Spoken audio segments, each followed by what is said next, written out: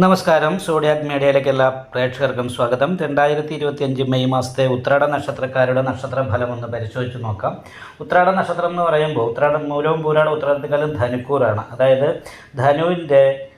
ധനുവിൽ ആദ്യത്തെ 15 നാഴികയും ശേഷം 45 നാഴിക മകരത്തിലുമാണ് വരുന്നത്. അപ്പോൾ ധനുക്കൂറുകാരെ സംബന്ധിച്ച് ലഗ്നാല് 6-ാം ഭാവത്തിൽ വ്യാഴം നിൽക്കുന്നത് 15-ാം തീയതി വരെ ദൈവാധീനക്കുറവാണ്. പക്ഷേ 15-ാം തീയതിക്ക് ശേഷം 7-ലേക്ക് വ്യാഴം വരുന്നത് കൊണ്ട് ദൈവാധീനം വർദ്ധിക്കും. അനുകൂലമായിട്ടുള്ള ഗുണഫലങ്ങൾ അനുഭവിക്കാൻ ഈ മാസത്തിലെ യോഗമുണ്ട്. പക്ഷേ മാസത്തിൻ്റെ ആദ്യ പാതിക്ക് ശേഷമാണ്.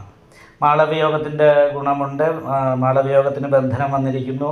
ആ ബന്ധനം മാറുന്നത് 19-ാം തീയതിയാണ്. 19-ാം തീയതിക്ക് ശേഷം വിനോദയാത്ര പോലെയുള്ള കാര്യങ്ങൾ, വിദേശയാത്രകൾ, അതേപോലെ തന്നെ എല്ലാ ഭൗതികമായിരിക്കുന്ന സുഖങ്ങളും അനുഭവിക്കാൻ സാധിക്കും. ഇങ്ങനെയുള്ള ഗുണങ്ങളൊക്കെ അനുഭവിക്കാനായിട്ട് സാധിക്കും. എന്നാൽ ഉത്രാട നക്ഷത്രത്തിൻ്റെ അവസാനത്തെ 45 നാഴികയിൽ ജനിച്ചവരെ സംബന്ധിച്ചിടത്തോളം 5-ാം ഭാവത്തിലാണ് സർവേശ്വരകാരകനായിരിക്കുന്ന വ്യാഴം ഇപ്പോൾ സഞ്ചരിക്കുന്നത്. അപ്പോൾ 5-ൽ നിൽക്കുന്നത് കാരണം കൊണ്ട് ഈ സമയത്ത് നല്ല ദൈവാധീനമുണ്ട്. വളരെ അനുകൂലമായിരിക്കുന്ന ഗുണഫലങ്ങളാണ്. ഇഷ്ടസ്ഥാനത്താണ് ശനി, 3-ാം ഭാവത്തിൽ ഇഷ്ടസ്ഥാനത്താണ്. ശുക്രനും രാഹുവും സഹായസ്ഥാനത്താണ് നിൽക്കുന്നത്. അപ്പോൾ ഉച്ചബലവാനായിട്ട് സഹായസ്ഥാനത്ത് ശുക്രൻ നിൽക്കുന്നു. ചന്ദ്ര ലഗ്നാധിപതിയായിരിക്കുന്ന ശുക്രൻ മീനൻ രാശിയിലാണ്. രാഹുകേതുക്കളോട് യോഗം ചെയ്ത് ബന്ധനത്തിലാണെങ്കിൽ പോലും രാഹുവിനും ശരിക്കും ഇഷ്ടസ്ഥാനമായത് കാരണം കൊണ്ടും ചന്ദ്ര ലഗ്നാധിപതിയായിരിക്കുന്ന ശനി ജലചരധന ഭോക്ത എന്ന് പറയുന്ന യോഗം ചെയ്ത് നിൽക്കുന്ന കാരണം കൊണ്ടും വിദേശയോഗം അനുകൂലമായിട്ട് വിദേശയോഗമുണ്ട്. കർമാധിപതിയായിരിക്കുന്ന ശുക്രനാണ് ഉച്ചബലവാനായിട്ട് സഹായസ്ഥാനത്ത് നിൽക്കുന്നത്. അപ്പോൾ തൊഴിൽ മേഖലയിൽ മറ്റുള്ളവരുടെ സഹായം കിട്ടാനായിട്ട് യോഗമുണ്ട്. വിദേശത്ത് പോകാനായിട്ട് യോഗമുള്ള സമയമാണ്. പക്ഷേ രാഹുകേതുക്കളുടെ ബന്ധനം എന്ന് പറയുമ്പോൾ വിപരീത സ്വഭാവം. സന്തോഷിച്ചിരിക്കുമ്പോൾ പെട്ടെന്ന് ടെൻഷൻ ഉണ്ടാകാം. അതേപോലെ തന്നെ കാലിൻ്റെ അരയ്ക്ക് താഴോട്ടുള്ള ഭാഗത്തുള്ള വേദന, വിഷമങ്ങൾ അനുഭവിക്കുക. ദാമ്പത്യ സുഖക്കുറവ്, ഭാര്യയ്ക്ക് ദേഷ്യം എടുത്തിയാട്ടം അല്ലെങ്കിൽ ഭർത്താവിന് ദേഷ്യം എടുത്തിയാട്ടം പോലെയുള്ള പ്രശ്നങ്ങൾ കൊണ്ടുള്ള ടെൻഷൻ അനുഭവിക്കാനിട വരിക. അപ്പോൾ ഇങ്ങനെയുള്ള കാര്യങ്ങൾക്കൊക്കെയാണ് യോഗമുള്ളത്. 5-ൽ വ്യാഴം ഉള്ളത് കൊണ്ട് ദൈവാധീനമുണ്ട്. പക്ഷേ 15-ാം തീയതിക്ക് ശേഷം വ്യാഴം 6-ലേക്ക് മറയും. വ്യാഴപ്പിഴവ് വന്നു കഴിഞ്ഞാൽ ഭാഗ്യസ്ഥാനത്ത് നിൽക്കുന്ന കേതു അഷ്ടമത്തിലേക്കാണ് മാറുന്നത്.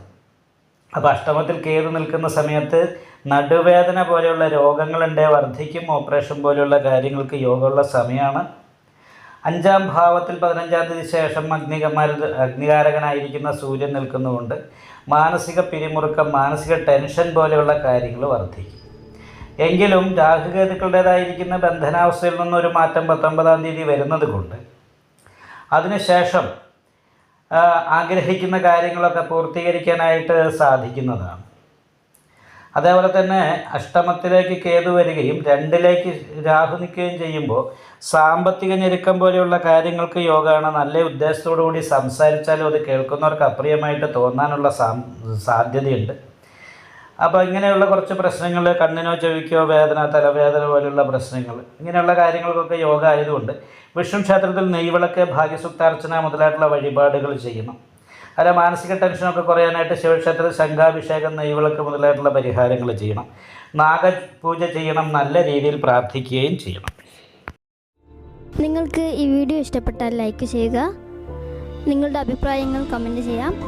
ജ്യോതിഷവുമായി ബന്ധപ്പെട്ട കൂടുതൽ കാര്യങ്ങൾ അറിയാൻ ഈ ചാനൽ സബ്സ്ക്രൈബ് ചെയ്യുക. ഞങ്ങളുടെ ഓൺലൈൻ കൺസൾട്ടൻസി നമ്പർ താഴെ ഡിസ്ക്രിപ്ഷൻ ബോക്സിൽ കൊടുത്തിട്ടുണ്ട്. ആവശ്യമുള്ളവർക്ക് കോൺടാക്റ്റ് ചെയ്യാവുന്നതാണ്.